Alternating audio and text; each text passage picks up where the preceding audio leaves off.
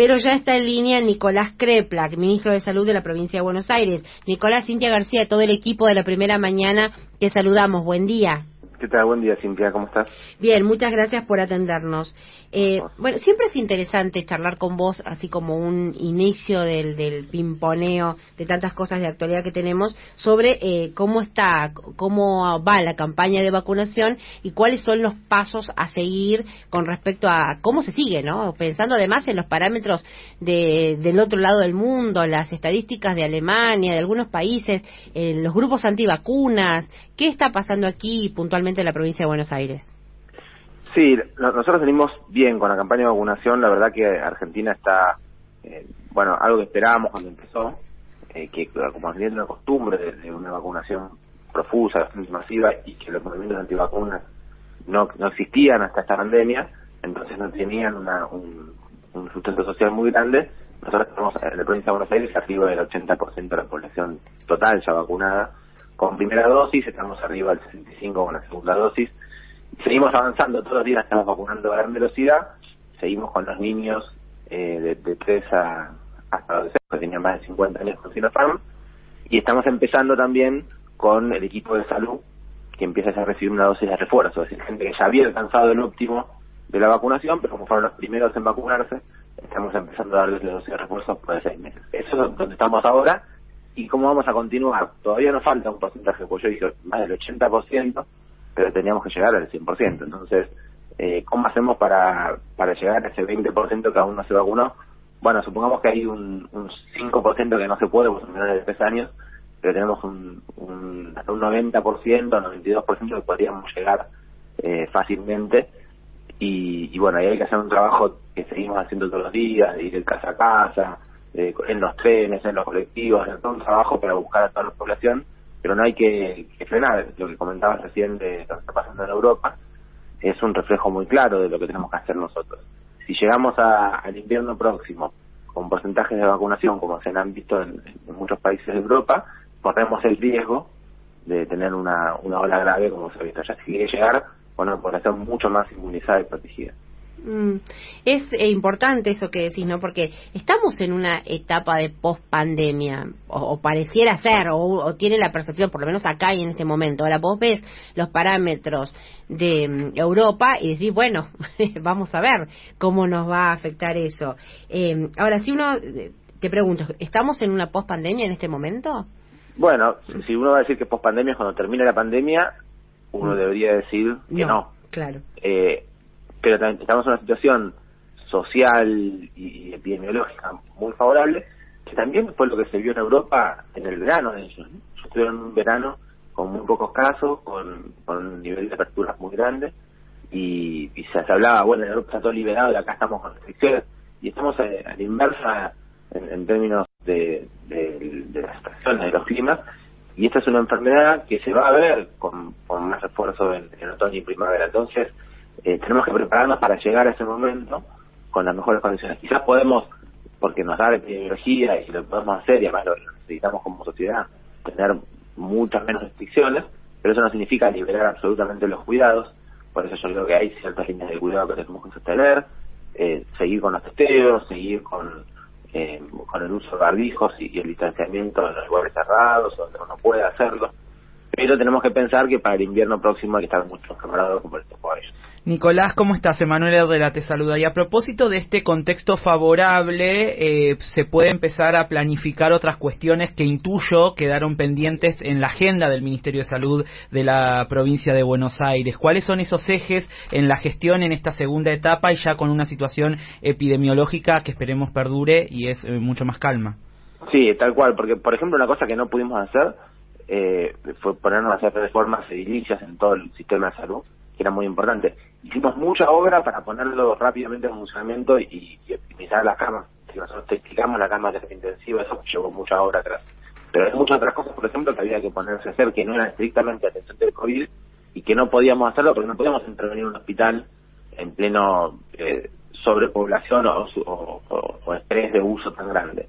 Eso. Después hay muchas líneas de cuidado de enfermedades crónicas que lamentablemente se perdieron en la pandemia porque los consultorios no se continuaron de la forma que tenían que hacerlo, porque además se habían desnaturalizado tantas cosas. hay que trabajar sobre la accesibilidad en los precios de los medicamentos, que estamos trabajando también. Así que hay muchas líneas de cuidado que estamos llevando adelante, y hay cosas que hemos avanzado con la pandemia y que también tenemos que potenciarlas, como por ejemplo toda la informatización del sistema sanitario, que es una deuda pendiente que hace mucho tiempo se intenta aplicar, y que la verdad que lo usamos mucho en la pandemia. Informatizamos todo lo relacionado con el COVID y fue una herramienta de gestión muy importante, y hay que seguir avanzando en eso en el resto de las áreas, en la provincia de Buenos Aires. Así que la verdad que hay una agenda muy grande, sobre todo en línea de cuidado, atención primaria, de prevención, de promoción, de constitución de redes entre los distintos servicios de salud, más allá de la pandemia, que ya se hizo con la pandemia, pero hay que hacerlo con el resto de las cosas. Crepla, ¿qué tal? Buen día, Alongi, saluda. Para avanzar en esa agenda y en esas políticas, ¿qué tan importante es llegar a un buen acuerdo con el Fondo Monetario Internacional para que puedan acceder al financiamiento necesario que requieren esas políticas? Eso es clave, porque lo que se ha visto en países que, bueno, como había dicho el expresidente, en 5 minutos lo resuelvo, ¿no?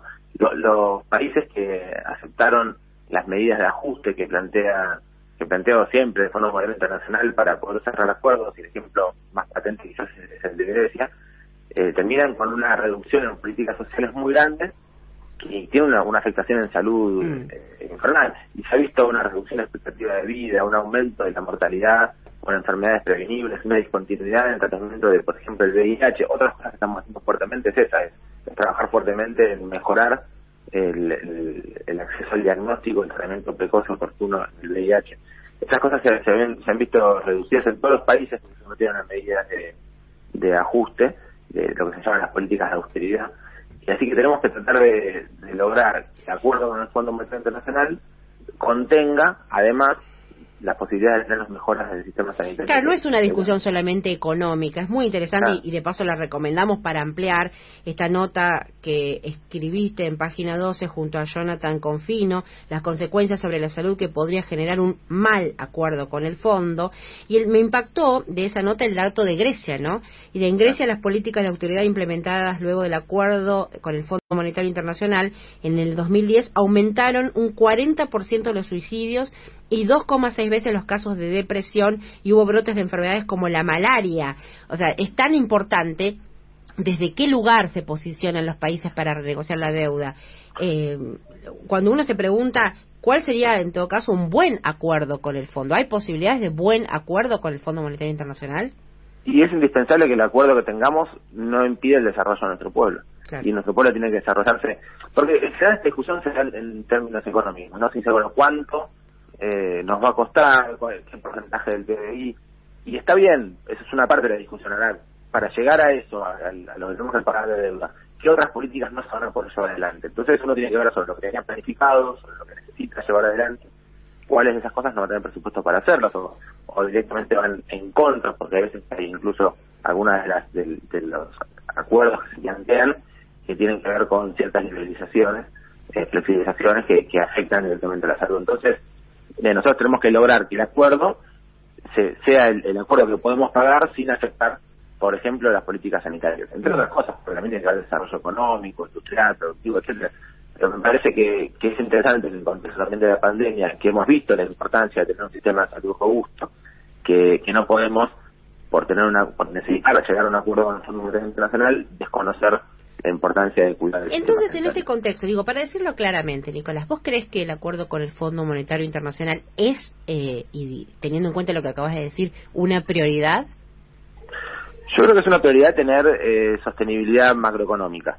Lo que estoy seguro es que las condiciones, y también debido a la naturaleza del crédito, cómo se dio, y bueno, y todo lo que está también en tela de juicio y de discusión. Claro. Me parece que en ese contexto es una prioridad en tanto y en cuanto se mantengan las otras prioridades. No es una prioridad excluyente, no es la única cosa que hay que hacer, sino que hay que hacerlo en el contexto de un país que funcione y que tenga un futuro posible, y un futuro que nos incluya a todos. Estamos hablando con Nicolás Crepla, que es el ministro de Salud de la provincia de Buenos Aires. Te quería preguntar sobre, y estamos a todos los entrevistados en esta mañana, sobre el atentado que sufrió el diario Clarín, fuego en la noche, las bombas Molotov, Patricia Bullrich llevando al terreno del terrorismo, ¿no? Llevando agua para su molino. ¿Qué consideración haces al respecto? Bueno, la verdad que es preocupante cualquier acto de bueno, a todas vistas no parece una situación azarosa, parece una situación de amedrentamiento y que incluso eso tiene que ver con las reglas de la democracia, ¿no? Así que este atentado es absolutamente repudiable, más en esas condiciones, ¿no? De noche, tocar la paz, parece sin duda un tipo de atentado, quizás con por suerte, con la forma en la cual se planificó y lo que se hizo, no llevó adelante víctimas, ¿no? Pero es un problema muy muy grande. Y yo pienso, también me acuerdo del atentado que sufrió una sede de una unidad básica de la Cámpora en Bahía Blanca, sí. que eso fue incluso más peligroso, porque fue una bomba que explotó, que tranquilamente podría haber habido un compañero adentro y que generó un daño que podría haber ocasionado víctimas fatales claramente. Así que todos estos episodios hay que enmarcarlos también en cuáles son las condiciones que tenemos que tener en nuestra democracia.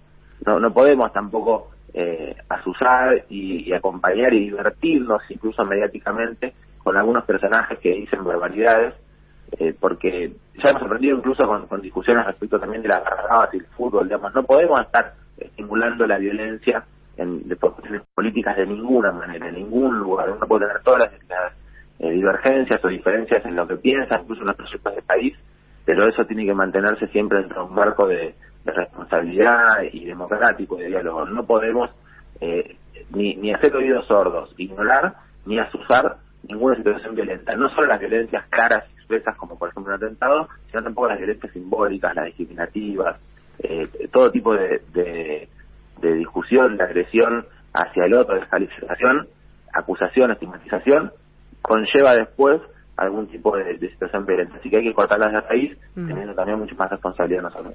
Nicolás Kreplak, gracias por este contacto con la M750. Muchas gracias a ustedes, que tengan un lindo día. El ministro de Salud bonaerense Nicolás Kreplak, buen día también para vos.